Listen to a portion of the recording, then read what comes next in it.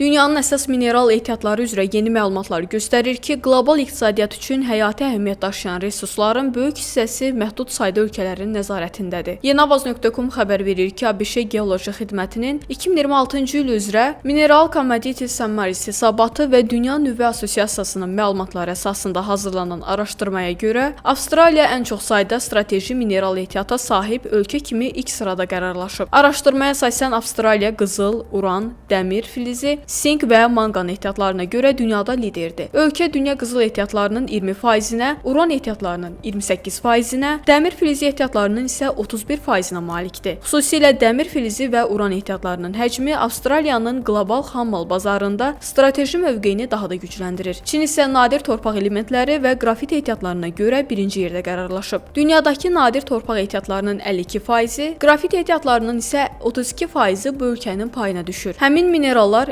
elektromobil bateriyaları, külək turbinləri, yarımkeçiricilər və müdafiə sənayesi üçün əvəzolunmaz xammal hesab olunur. Bu səbəbdən Çin bir çox strateji təchizat zincirində əsas mövqeyə malikdir. Hesabat göstərir ki, bəzi mühüm mineralların ehtiyatları bir ölkədə yüksək səviyyədə cəmləşib. Belə ki, Cənubi Afrika dünya platin qrupu metalları ehtiyatlarının 83%-nə, Mərakeş fosfat ehtiyatlarının 69%-nə, Konqo Demokratik Respublikası isə kobalt ehtiyatlarının 50%-nə nəzarət edir. Eyni zamanda İndoneziya qlobal nikel ehtiyatlarının 44%-nə sahibdir ki, bu da elektrik avtomobil bateriyalarının istehsalında ölkənin əhəmiyyətini artırır. Digər əsas mineral ehtiyatları üzrə lider ölkələr isə Peru, Çili, Rusiya, ABŞ, Qvineya və Kanada olub. Ekspertlər bildirirlər ki, strateji mineralların böyük hissəsinin az sayda ölkədə cəmləşməsi gələcəkdə qlobal təchizat zəncirlərinin dayanıqlılığı və geosiyasi rəqabət baxımından mühüm risklər yarada bilər. Xüsusilə enerji keçidi, elektromobil istehsalı və yüksək texnologiyalar sayəsində bu resurslara tələbatın artması onların iqtisadi-siyasi əhəmiyyətini daha da yüksəldir. Ən böyük mineral ehtiyatlarına malik ölkələr bunlar olub.